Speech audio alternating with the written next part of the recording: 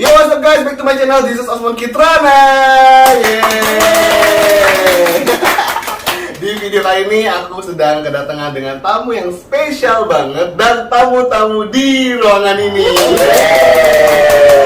Yeay. Di sini ada teman aku, teman komsel aku. Kita perkenalkan diri dulu. Oke, nama aku Jay dan apa lagi nih yang mau dikenalin? Terserah, lo mau pekerjaan apa terserah.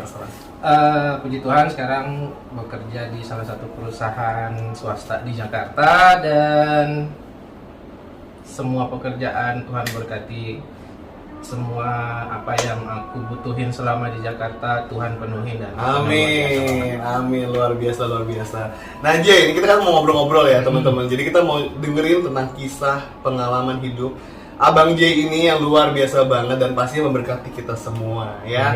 Yo, kita mau langsung cerita aja. Jay, ada yang mau diceritain nggak kira-kira? Untuk pertama gue tanya dulu deh, lu udah terima Tuhan Yesus dong? Udah. Ya kan? Berarti memang sudah kenal Tuhan Yesus, memang sudah bertobat. Kapan lu bertobatnya?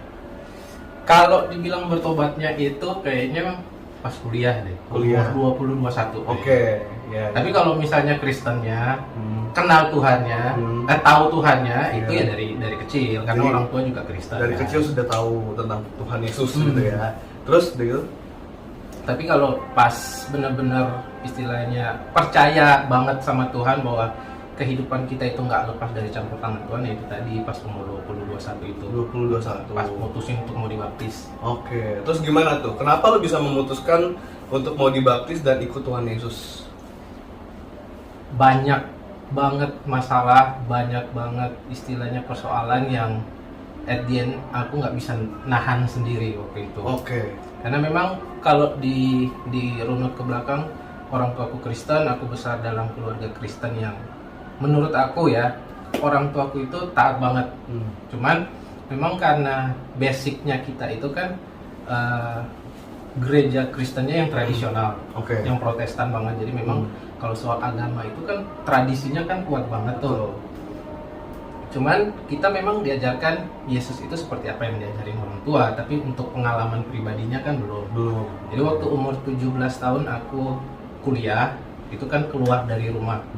Keluar dari rumah, disitulah mulai istilahnya perjalanan menemukan jati diri sendiri, membangun kepribadian sendiri. Betul. Sampai akhirnya istilahnya gini loh, kita udah terbiasa di keluarga, kemudian orang tua kan udah ada rules-rulesnya tuh. Iya. Aturannya ini nggak boleh dilanggar. Begitu keluar dari keluarga kan pasti bebas dong. Wah, mau ngapain aja nih, udah nggak ada yang larang lagi. Liberal. Mau pulang malam, mau bergaul dengan siapa aja udah nggak ada. Iya. Sama lagi pas kita kan lagi membentuk karakter nih. Iya. Nah, ketemulah sama teman perkumpulan yang ya kadang hari Minggu di gereja, tapi kan rata-rata pergaulan kita kan di luar. Nah, itu ya udahlah, pokoknya terjebaklah dengan kehidupannya anak muda yang istilahnya ya minum mabuk, free sex segala macam kan. Oke. Sampai akhirnya melihat bahwa kok kehidupan cuma kayak gini-gini doang ya. Terus seiring berjalannya waktu lihat teman-teman lain itu pertumbuhannya kok kita sama-sama, tapi kok mereka berbeda kehidupannya. Situ aku mulai berusaha untuk mencari jalan untuk ya udahlah coba mengikuti mereka. Itu sebenarnya seperti apa sih kehidupan mereka gitu. Jadi akhirnya memang dari awal sih udah masuk di gereja, udah terlibat dengan pelayanan di gereja. Cuman itu cuman sebagai apa ya, biar ada komunitas doang. Beda dengan kita punya hati untuk memang benar-benar masuk di sana. Pelayanan pun ya karena teman-teman pelayanan jadi ya udah ikutan aja gitu. Jadi coba kalau gue review, jadi sebenarnya dari kecil sudah Kristen, dari kecil sudah percaya Tuhan, sudah mengenal Tuhan Yesus, tapi hidupnya waktu sudah mulai beranjak dewasa itu sembarangan ya. Banget. Anak nakal banget ya, jadi apapun dilakukan gitu, semua yang buruk-buruk dilakukan. Jadi sebenarnya nggak ada garansi kalau udah Kristen berarti hidupnya bakal holy dan kudus, enggak ya. Berarti memang akan ada pencobaan-pencobaan dan itu pilihan hidup kita nih, kita mau pilih jalan hidup yang mana gitu ya. Dan itu orang tua aku nggak tahu. Pokoknya kalau di telepon di mana, oh nggak lagi di rumah, jangan lupa berdoa ya. Oh iya, tiap hari berdoa. Padahal enggak. Oke, jadi orang tua nggak tahu kalau kamu ternyata rusak selama ini gitu. Terus Jadi maaf ya kalau nanti pada lihat ya. nggak apa-apa. By the way, Bang J ini sudah menikah dan istrinya ada di sini. Istrinya ada tepat berada di depan kita sekarang. Nah, jadi Bang J ini sudah menikah dan akhirnya ya udah, ini kita menjadi contoh role model juga buat kita nih. Oke, ceritakan pengalaman-pengalaman yang luar biasa. Misalnya kamu pertobatan kamu gimana dan pertolongan Tuhan Yesus dalam hidup kamu. Oke, yang sempat kita udah ngobrol-ngobrol ya. Jadi sebenarnya kalau misalnya mau dibilang pertobatan sih karena banyak masalah, banyak secara pribadi juga ya. Kalau aku dengan lingkungan sih sebenarnya nggak terlalu bermasalah. Cuman masalahnya itu dari akunya sendiri gitu loh, dari dalamnya sendiri. Karena ternyata baru tahu juga kalau jadi cerita flashback dulu, aku itu kan sebelumnya waktu mau dibaptis malamnya itu teleponan sama orang tua waktu itu. Terus mereka cerita lah. Tapi itu emang sebelum akhirnya memutusin dibaptis kan udah memang benar-benar udah nyiapin hati, udah benar-benar nyiapin hidup untuk ya udah aku pengen berubah, aku pengen bertobat, sampai akhirnya ya udahlah karena Tuhan udah ngasih waktu yang tepat untuk baptis, ya udah baptis. Karena waktu itu pun aku berdoa, Tuhan kalau misalnya Tuhan berkehendak aku harus baptis, Tuhan kasih tanda buat aku. Habis ibadah itu langsung di screen, biasanya kan ada berita tuh, berita newsnya gereja. Itu dibuka pendaftaran buat baptis, pendaftaran buat baptis, dan itu di akhir bulan. Jadi aku pikir ya udah Tuhan udah ngasih tanda, habis doa langsung dikasih kan. Udah langsung kita baptis ada pendaftarannya. Langsung udah nggak pakai lama, habis itu langsung ke sekretariat gereja buat daftar. Karena waktu itu kan udah pelayanan tapi belum baptis kan. Jadi memang salah satu persyaratan sebenarnya harus udah dibaptis. Ya, akhirnya mutusin baptis, ngobrol sama orang tua, terus ya mereka kan puji Tuhan, mereka bersyukur banget, ya udahlah udah mau menentukan jalannya kan. Terus mereka cerita lah kalau kamu itu sebenarnya, jadi mereka bilang tapi papa mama mau minta maaf dulu nih kan. Kaget dong, aku mikir emang salahnya mereka apaan harus minta maaf kan. Jadi sebenarnya itu dulu kamu itu pernah mau diaborsi. Itu ceritanya. Jadi waktu kecil, waktu kamu waktu mama kamu mengandung, berarti kamu udah pernah mau diaborsi? Iya, udah. Kenapa tuh? Kalau boleh tahu kenapa? Orang tersebut sih nggak ceritain kenapa alasannya, karena jelasnya itu seperti apa sih mereka nggak ceritain. Cuman mereka bilang ya memang pernah punya keinginan untuk diaborsi. Mungkin udah mencoba, tapi nggak jadi, nggak diteruskan niatnya kan. Nah, terus itu nggak diterusin, kalau lu nggak ada di sini. Kalau nggak ada di sini ya puji Tuhan sih. Waktu dengar berita gitu sih kaget juga sih sebenarnya. Cuman di satu sisi aku tuh kayak merasa ada sesuatu yang diangkat gitu loh. Karena beberapa waktu lalu waktu kita dengar aku sama istri dengar biasanya kan kita suka dengar kayak penggalan TikTok yang tentang kesehatan mental segala macam. Ada satu dokter tuh dia bilang gini, emosi ibu ketika mengandung atau orang tua ketika mengandung itu biasanya bisa dirasain juga oleh janinnya. Ketika janin itu merasa tertolak, dia juga pada waktu dia besar dia juga merasa tertolak. Nah, jadi itu tuh aku rasain ternyata besarnya ngerasa tertolak. Jadi bukan lingkungan yang nolak kita, tapi kita yang merasa ditolak sama lingkungan. Jadi aku ketika tumbuh besar pun aku jadi orangnya minder. Aku menjadi orang yang nggak pede. Jadi takut untuk masuk dalam komunitas atau lingkungan sosial yang baru. Nah, dari situlah tumbuh dengan perasaan seperti itu. Jadi papa mamaku sering bilang kamu tuh nggak usah terlalu minder, nggak terlalu nggak pede gitu kan. Terus kayak agak menolak diri sendiri gitu juga loh kok. Menolak diri sendiri itu seperti apa tuh? Aku merasa aku berbeda dari kakak-kakakku. Dua kakakku itu terutama untuk warna ya. Aku kan gelap, hitam. Tapi kalau kakak-kakakku ini benar loh, ini benar-benar ini salah satu hal yang membuat aku merasa sangat terintimidasi dulu. Dulu karena orang Indonesia kulitnya stigmanya orang itu kan kalau hitam itu kan gimana gitu kan? Padahal kalau di luar negeri orang itu keren aja, banyak rapper orang hitam kan. Dulu itu kakak-kakakku itu, dua kakakku cewek ini putih. Jadi kita kalau misalnya foto dari kecil tuh aku sering dibilang kamu ini bukan anak papa mama. Ya ampun. Jadi dari kecil pun mungkin bercanda ya, tapi kita saat itu kan ya nerimanya ya. Terekam di otak. Aku sampai udah kuliah, dibilang sama temanku, aku sempat telepon loh. Nanya, coba kamu telepon bapak-bapakmu, jangan-jangan bener lagi. Sampai gede pun masih kepikiran gitu loh. Terus telepon, terus tanya. bilang Ya apa nggak gimana? mungkin lah kamu itu tetap.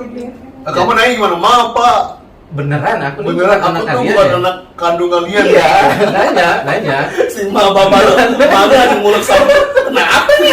Tiba-tiba telepon bukan anak. Jadi memang mungkin karena itu kali ya, Iya. jadi mulai merasa tertolak sama lingkungan, tertolak sama komunitas. Terus ketika udah mau dibaptis dan orang tua cerita kayak gitu tuh, kayak merasa sesuatu itu kayak ada selubung gitu yang langsung dibuka gitu loh. Dibuka, oke. Nah, di saat itu tuh aku nggak merasa, mungkin karena aku memang udah prepare hati, prepare tujuan, memang ya udahlah pengen lepasin semua hal yang buruk, pengen mulai hidup baru. Iya. Jadi ketika orang tua cerita kayak gitu tuh kayak ngerasa damai gitu loh. Oke. Jadi udah ternyata Tuhan udah mempersiapkan hati kita ya. Dipersiapin dulu. Dipersiapin hatinya. Jadi kita ketika menerima kabar itu kita kok fine-fine aja gitu ya. Oke. Jadi ya aku merasa di situ tuh aku nggak ada rasa emosi, nggak ada rasa marah, malah aku merasa bersyukur gitu loh. Iya. Orang tuaku tetap, walaupun mereka pernah punya keinginan untuk aborsi, pernah mencoba, tapi mereka pada akhirnya tetap mempertahankan gitu loh. Ya udah, akhirnya setelah aku flashback lagi, ternyata kehidupanku berat bukan karena lingkungan, tapi karena akunya sendiri yang nggak mau masuk ke lingkungan, merasa tertolak. Sedangkan ketika aku masuk dalam lingkungan yang baru, setelah bertobat aku coba untuk masuk berbaur dengan lingkungan yang baru, ternyata aku cepet banget loh bisa berbaur dengan lingkungan malah. Oke, jadi sebenarnya malah bagus ya, di dalam mudah beradaptasi. Mudah beradaptasi, malah sama beberapa temen itu dibilang, kita tuh baru hari ini ketemu ngobrol-ngobrol, tapi kok berasanya kayak udah lama gitu loh. Nah kadang kan paling kita kan juga pernah ngerasain hal yang sama kan, cuman sometimes menurut aku pribadi kita merasa tertolak itu ya karena itu kita sendiri yang membuat diri kita nggak merasa diterima. Iya. Itu sebenarnya pikiran diri kita ya. Sebenarnya belum tentu terjadi. Gitu. Dan itu emang dari dulu yang membuat aku akhirnya menemukan semua itu karena kasih karunia juga. Kalau aku nggak bertobat juga ya nggak bakal temukan hal seperti itu kan. Betul. Terus mulai menerima diri yang tadinya aku menganggap hitam atau gelap itu sebagai sebuah perbedaan, itu sekarang dianggap sebagai sebuah keunikan. Unikan, ya kan, luar biasa. Bahkan di luar negeri ada supermodel yang kulitnya belang belonteng, ya kan, putih hitam itu malah diterima banget di luar negeri gitu. Di sini juga memang beda ya. Zaman dulu tuh emang orang tuh kulitnya mesti putih, rambut mesti yang lurus, badan mesti yang kurus, baru bilang cantik. Padahal zaman sekarang enggak ya. Banyak supermodel yang badannya gede-gede zaman sekarang gitu.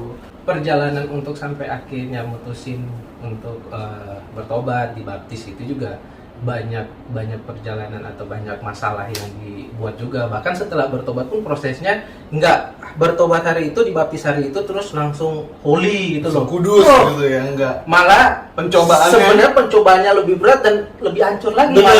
Bener itu aku alami juga. Terus itu lebih hancur lagi malah sebelum bertobat kan. Ya maksudnya kalau misalnya ngumpul sama teman-teman yang namanya minum-minum itu kan biasa kan. Tapi setelah bertobat itu godaannya lebih berat. Jadi bukan cuma minum-minum tapi ya free sex segala macem itu malah masuk ke situ. Padahal udah bertobat loh, udah dibaptis. Cuman memang kan setelah kita terima Tuhan itu kan pasti godaannya lebih kenceng dibandingkan kita, karena iblis itu kalau menurut aku lihat ini loh, ini temen gue nggak usah terlalu di apa-apain deh, tapi ketika kita udah dekat dengan Tuhan, wah ini mau jadi anak Tuhan nih, ini harus ditarik balik nih, harus dihancurin nih hidupnya nih. Makanya godaannya tuh lebih kenceng di situ. Jadi memang bener-bener hancur sehancur-hancurnya deh. Hancur sehancur-hancurnya. Jadi name it, semua yang buruk-buruk dan bandel-bandel sudah dilakukan gitu ya. Sampai pernah berhenti untuk memutuskan untuk berhenti ke gereja. Waduh, kenapa tuh? Udah pelayanan padahal. Udah pelayanan. Biasa, salah satu masalah ini istri gue juga belum tahu sih sebenarnya. Waduh. Jadi jangan habis podcast ini pada berantem ya, jangan gara-gara gue nih. Jadi pernah ada satu masalah sih, maksudnya dia udah tenang aja kamu. Pokoknya ini kan udah masa lalu ya, udah masa lalu nih. Terus. Jadi dulu tuh pernah punya dekat dengan teman sepelayanan kan. Cuman ya biasalah masalah percintaan kan anak Oke. muda sampai akhirnya nih kok misalnya orang-orang tuh kalau misalnya doa didengerin Tuhan ya kan, Oke. apalagi udah bertobat kan namanya. Dulu kan kalau kita baru-baru awal bertobat kan dibilang biasanya kalau yang namanya bayi rohani itu kalau misalnya doa Tuhan jawab, Tuhan jawab. Tapi gue nggak merasain itu ternyata. Oke, apa waktu itu boleh tahu nggak doa apa yang lu pengen Jadi waktu itu kan karena lagi deket sama Gebetan. gebetan, jadi ya udahlah kita kan ya namanya anak muda mendoakan biar semakin didekatkan. Ya. Ternyata bukan semakin didekatkan dijauhkan Tuhan gitu Oke. loh. Jadi berontak kan. Jadi Berontak nggak ya jadi. udah pada akhirnya udahlah malas lah urusan gereja-gerejaan. Padahal kalau pikir-pikir ternyata bego juga ya, cuman masalah kayak gitu ninggalin Masalah. Tuhan ya. Sampai berhenti gereja, berhenti. Berapa lama berhenti gereja? Lumayan lama sih. Berapa tahun, berapa bulan? Hampir setahunan ada. Waduh, hampir setahun meninggalkan gereja gitu ya. Jadi kalau misalnya pergi ke gereja gitu, ya pergi itu cuman karena rutinitas. Tapi kesana tuh kayak nyanyi penyembahan itu udah nggak ada rasanya. Iya, nyanyi aja. Nyanyi aja, emang nggak ada feel-nya sama sekali gitu loh. Oke. Malah dalam otak tuh ngapain sih nyanyi kayak gini? Kayaknya cuman omong kosong gitu doang loh. Oke, boleh tahu nggak? Saat itu lu sudah pacaran sama istri lu sekarang? Atau? Belum, itu jauh sebelum kenal sama Jauh dia. sebelum kenal sama istri lu sekarang. Jadi Belum. posisinya aman nih sekarang nih ya, terkendali ya sekarang ya. Aman. Oke. Jadi itu belum sama dia. Nah, terus kemudian ada satu momen di mana gue berpikir kok bodoh banget gue meninggalkan cinta yang lebih besar daripada cintanya manusia gitu loh. Dan akhirnya ya udahlah memutuskan untuk kembali, dan mencoba kembali itu nggak gampang. Oke. Karena kan istilahnya gini loh, kita pernah sayang sama seseorang, kemudian kita tinggalin dan udah nggak ada rasa, mau mencoba untuk kembali menyayangi orang yang sama itu berat banget kan. Iblis juga pasti nggak suka kita emang nggak suka kembali banget. bertobat ya. Jadi tapi mencoba terus sampai akhirnya Tuhan pulihkan. Udah kembali lagi ke gereja, pelayanan. Itu gimana cara lu berusahanya? Berusaha kembalinya dan pulihkan, Tuhan melawat lu tuh untuk kembali itu seperti apa? Mulai dengan apa? Mulai lagi untuk waktu dengan Tuhan, waktu berdoa biasanya tuh ya jam 3, jam 4 pagi kan suka bangun doa. Iya. Nah, itu mulai lagi tuh.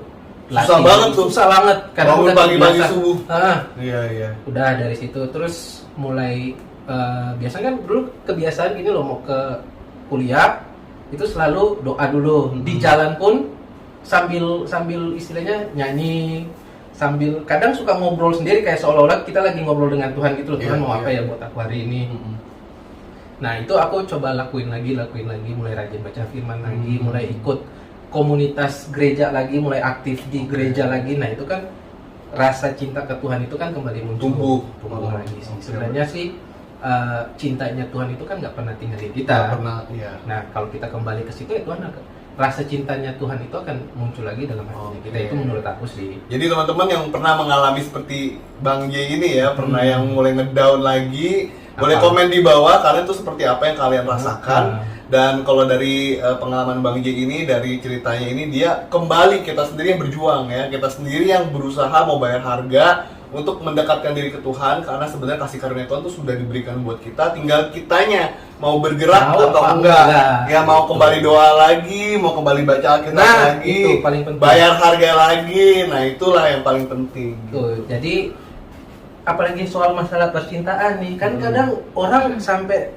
saking kehilangan, merasa tertolak cinta, merasa kehilangan cinta sampai ada yang bunuh diri. Iya, betul. Karena ketika udah melewati fase-fase seperti itu, kita baru berpikir gini loh, kok bodoh banget ya kita meninggalkan Tuhan hanya demi manusia, demi orang yang bisa mengkhianati kita gitu loh. Padahal Tuhan nggak pernah mengkhianati kita. Tuhan itu nggak pernah lari dari kita, kita yang lari tinggalin. Kan? Betul. Tuh.